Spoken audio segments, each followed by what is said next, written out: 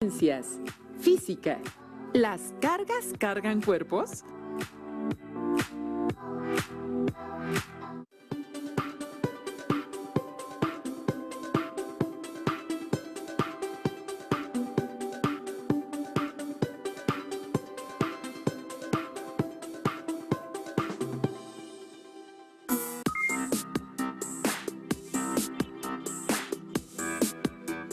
Bienvenidas y bienvenidos, estimados estudiantes. Me da mucho gusto que nos encontremos y acompañemos en otra emisión más de Aprende en Casa 2, en la asignatura de Ciencias Física. Yo soy Leslie Mendívil y en esta ocasión nos acompaña la profesora Tania Méndez, quien nos apoyará en el desarrollo del tema del día de hoy. Bienvenida, maestra. Gracias, Leslie. Me da mucho gusto poder participar en esta sesión. Les envío un cordial saludo a las y los estudiantes que nos acompañan en esta ocasión. La sesión de hoy se titula ¿Las cargas cargan cuerpos? ¿Qué significará? ¿Será que las cargas eléctricas se llaman así porque llevan cargando algo? ¿Será que todos los cuerpos tienen cargas eléctricas? ¿Tendrá algo que ver con la energía? Les invitamos a hacerse estas y más preguntas. Vamos a entrar de lleno en el tema. Para facilitar este trabajo, no olviden tomar notas de las ideas principales, de sus reflexiones y de las preguntas que surjan durante el desarrollo del tema. Bueno, si ya tenemos todo, entonces, ¿qué le parece, maestra, si comenzamos? Es importante revisar algunos conceptos que hemos aprendido en temas anteriores. Por ejemplo, que la materia está formada por átomos. Debemos comprender que materia es todo lo que ocupa un lugar en el espacio, desde lo micro hasta lo macro, como un mosquito o un alfiler, hasta un edificio o un elefante. Les invito a pensar en 3, 4, 5 o 20 ejemplos más. Por otra parte, el átomo era considerado como la unidad más pequeña de la materia. Actualmente sabemos que es el quark, pero aún no nos vamos a meter de lleno en esos temas. El átomo está formado por protones, neutrones y electrones. Imaginen que los protones y neutrones se llevan muy bien y por eso permanecen juntos en el núcleo, mientras que el electrón tiene más un espíritu viajero y se encuentra en las órbitas como si fueran autos en una carrera dando vueltas alrededor del núcleo. Los fenómenos eléctricos que han visto muestran una propiedad fundamental de la materia, la carga eléctrica. Como estudiaron en temas anteriores, los protones poseen una carga positiva y los electrones carga negativa. Por lo tanto, los fenómenos eléctricos tienen relación directa con las interacciones de las partículas que componen al átomo. Maestra, ¿será entonces que de los electrones venga la palabra electricidad?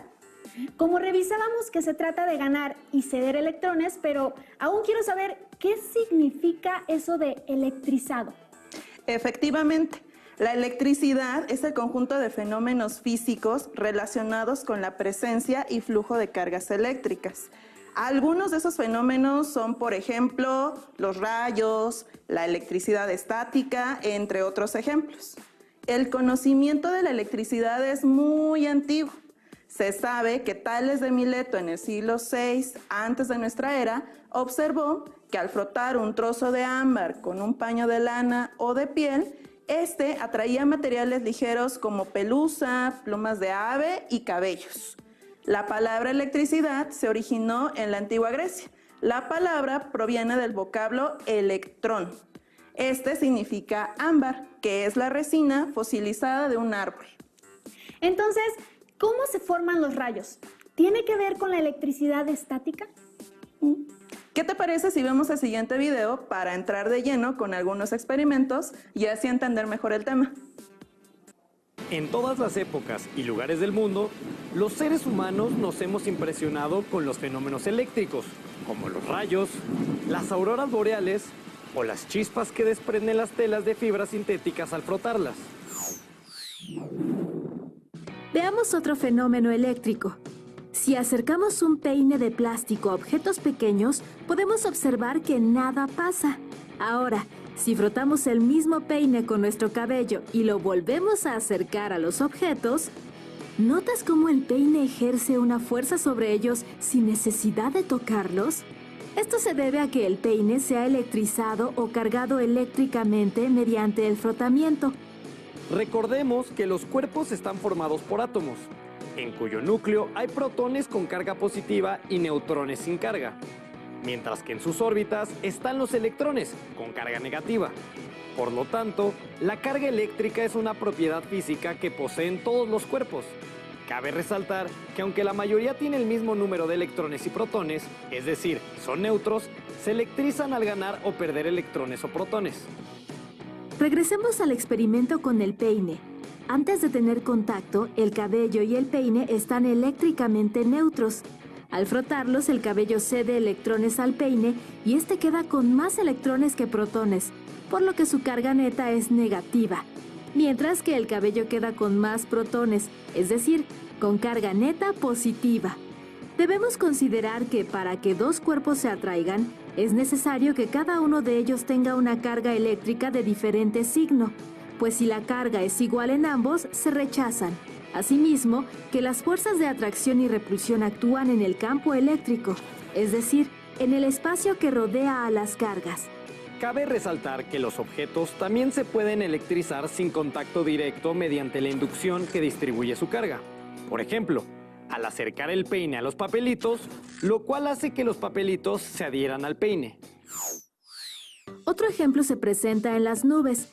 La parte superior de una nube tiene cargas positivas, mientras que la parte inferior tiene cargas negativas, generando un campo eléctrico de atracción entre la nube y la Tierra que tiene carga positiva. Cuando las cargas eléctricas negativas en la nube son demasiadas, se liberan electrones hacia el suelo a través de una descarga eléctrica muy intensa llamada rayo y que al paso de la corriente eléctrica emite luz. La estela luminosa que vemos se denomina relámpago, mientras que un trueno es la intensa onda sonora que se produce cuando un rayo expende bruscamente el aire al bajar a la Tierra. Los rayos son fenómenos muy frecuentes en la naturaleza. Cada año caen sobre la Tierra más de 1,000 millones de ellos. Y en épocas pasadas sus consecuencias fueron catastróficas, como matar o dañar los cultivos o causar incendios. Sin embargo, para contrarrestar estas consecuencias, Benjamin Franklin inventó el pararrayos, un dispositivo compuesto por un mástil que se coloca en la parte más alta de la estructura que se desea proteger. La punta metálica del pararrayos adquiere carga positiva durante una tormenta por la inducción de la parte inferior de las nubes. Crea un campo eléctrico intenso que facilita el camino de la descarga y evita que el rayo caiga en otro lado. Finalmente, la descarga pasa por un conductor muy grueso hasta llegar al suelo. El pararrayos es un invento de gran utilidad, si consideramos que cada segundo caen 40 rayos en el planeta. La mayoría de ellos se concentran en las zonas ecuatoriales, en las cumbres de las montañas y en las extensas llanuras, mientras que en los polos son poco usuales. El lugar en la Tierra donde caen más rayos es el lago Maracaibo, en Venezuela, pues este fenómeno ocurre en promedio 233 veces por kilómetro cuadrado en un año. No cabe duda de que el estudio de los fenómenos eléctricos y de la corriente eléctrica ha impulsado el desarrollo y la fabricación de aparatos y equipos. Fascinante, ¿no? Hasta mañana. Alumnas y alumnos, gracias por acompañarnos a ver este video. Profesora, con base en lo que vimos, hay varios conceptos que ya conocemos, pero ¿qué le parece si lo traemos de la pantalla y trabajamos con esos experimentos que nos prometió? Muy bien, Leslie. Voy a utilizar un globo y voy a comenzar a frotarlo en mi cabello. Recuerden que el cabello debe estar completamente seco y libre de cualquier sustancia como gel o spray. Vamos a ver qué pasa. Voy a comenzar a frotarlo. Y una vez que comience a electrizarse, seguramente empezará. Increíble, maestra. Está adquiriendo un nuevo peinado y eso es gracias a la electroestática. Ahora ya podemos explicar por qué sucede esto, ¿cierto? Como revisábamos hace un momento, un átomo tiene el mismo número de protones que tienen carga positiva que de electrones con carga negativa. Entonces, todos los cuerpos tienen igual cantidad de carga negativa que positiva. A eso le llamamos cuerpo neutro. Como son los electrones los que se encuentran en las órbitas, ya dijimos que les gusta irse de viaje. Cuando un cuerpo pierde o gana electrones, puede adquirir una carga positiva o negativa, adquiriendo así propiedades eléctricas. Entonces, se dice que se ha electrizado. Es muy interesante todo esto, maestra, pero usted nos habla de que existen varias formas de electrizar un cuerpo, ¿verdad? ¿Cuáles son?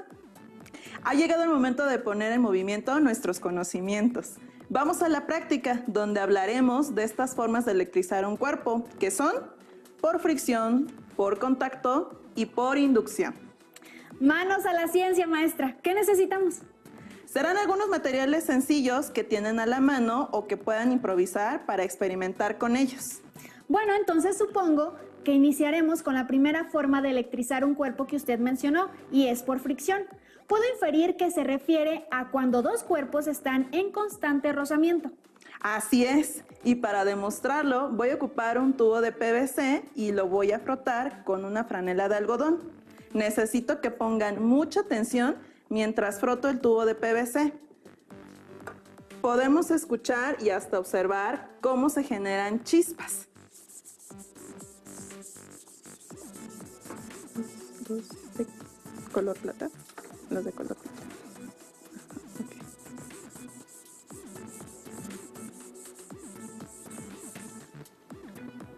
Esto significa que el tubo se está cargando eléctricamente. La fricción con la franela ocasiona que el tubo gane electrones y quede cargado negativamente. Frotaré un poco más el tubo de PVC para que quede lo suficientemente electrizado.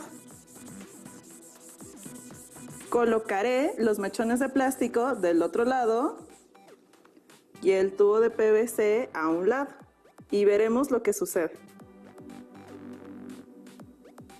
Maestra, ahí se están transfiriendo electrones y el resultado es que un cuerpo tendrá más protones que electrones y por eso tendrá carga positiva y el otro material tendrá carga negativa por el exceso de electrones. Por eso, si mal no recuerdo, las leyes de las cargas eléctricas dice que los que tienen una misma carga se repelen y los que tienen carga diferente se atraen. Exactamente, Leslie. Qué entusiasta y qué buena asociación has hecho. Pero no olvides que aún nos queda por explorar otras formas de electrizar un cuerpo.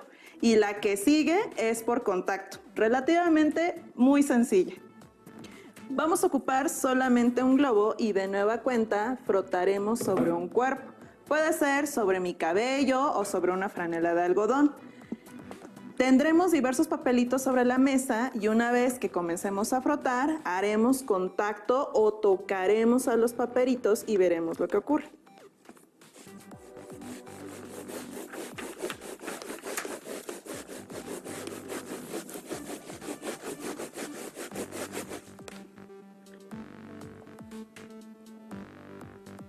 ¡Wow! ¡Qué impresionante es la electroestática, maestra! Yo en una ocasión cuando fui a una fiesta vi como uno de mis amigos frotó unos globos en su cabello y los acercó a la pared y los globos se quedaron ahí como si estuvieran pegados. Seguramente también nuestros estudiantes ya pensaron en otros ejemplos de la vida cotidiana. Yo sé, maestra. Por ejemplo, cuando traemos un suéter grueso de lana y tocamos a otra persona, sentimos un chispazo de electricidad que ahora sé es electricidad estática. O cuando te cepillas y tu cabello tiene frizz o se esponja. Ahora vamos con la última forma de electrizar un cuerpo y es por inducción. ¿Has oído hablar de la lata obediente? No, maestra. He oído que mi mamá dice que mi hermano es latoso y desobediente, pero no creo que se trate del mismo caso, ¿verdad? No creo. Definamos primero que cuando un cuerpo cargado se acerca a otro neutro, está produciendo un reordenamiento de las cargas del segundo cuerpo. Es decir, como si se alineara. Vamos a hacer un experimento.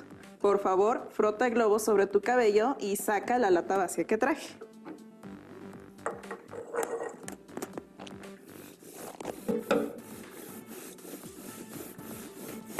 Si la van a reutilizar, procuren lavarla y secarla bien. Ahora, una vez que frotemos, le llamamos lata obediente porque hacia donde dirijamos el globo, la lata irá. ¿Puedes acercarlo, por favor, a la lata? ¡Wow!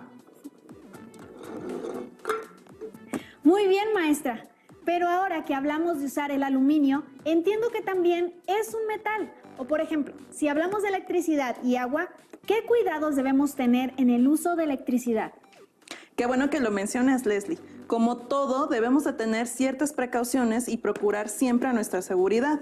Debo decirte que, en primer lugar, que la electricidad estática es un flujo de electrones, pero no es constante. Y en la electricidad, los electrones fluyen de manera constante a través de cables y materiales conductores, como los metales que mencionas.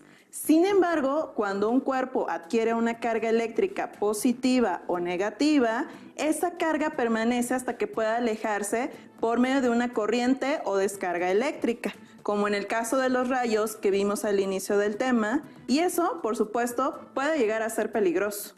¿Qué te parece, Leslie, si vemos un breve video sobre las normas de seguridad para evitar riesgos? Perfecto, maestra. ¿Qué debemos hacer en caso de un accidente eléctrico?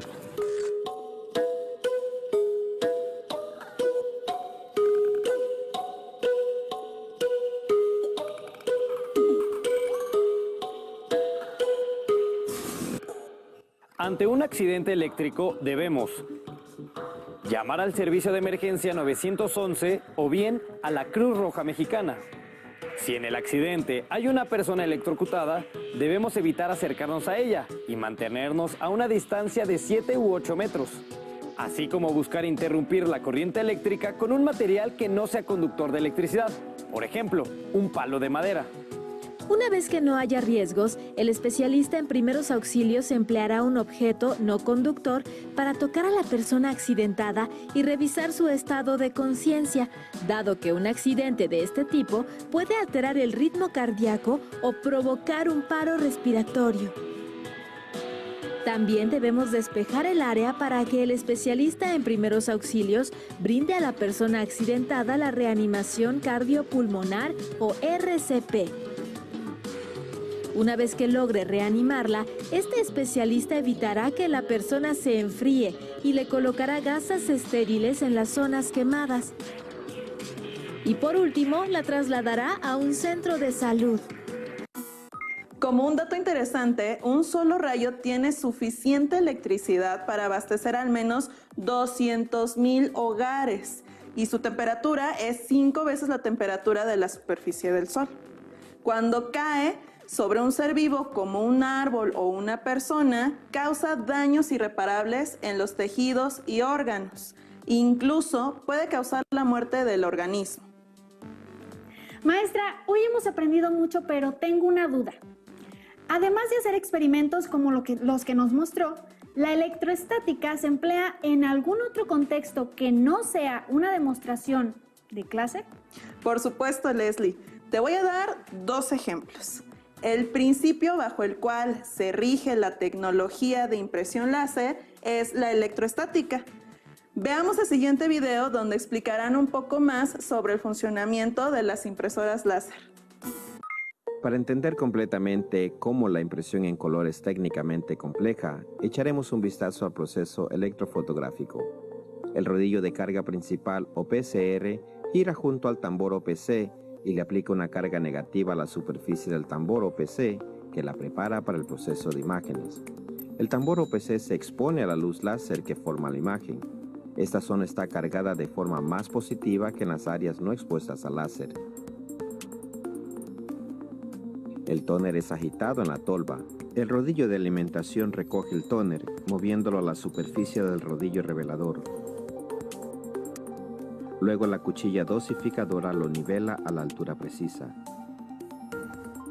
Mientras el tóner se traslada de un componente a otro, una carga negativa es desarrollada, la cual es atraída por la imagen con la carga más positivamente en el tambor OPC. El tóner en el tambor OPC entonces es transferido a la cinta o correo de transferencia intermedia.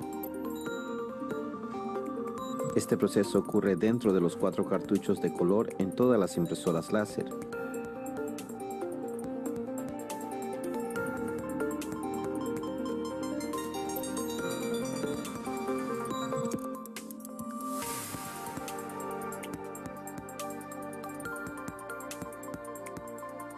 El tóner en la cinta o correa de transferencia intermedia es transferido entonces al papel.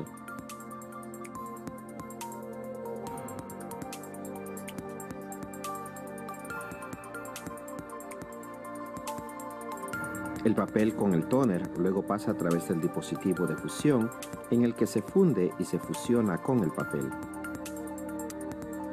Cualquier tóner restante en el tambor OPC es removido y depositado en la tolva de residuos por la navaja limpiadora.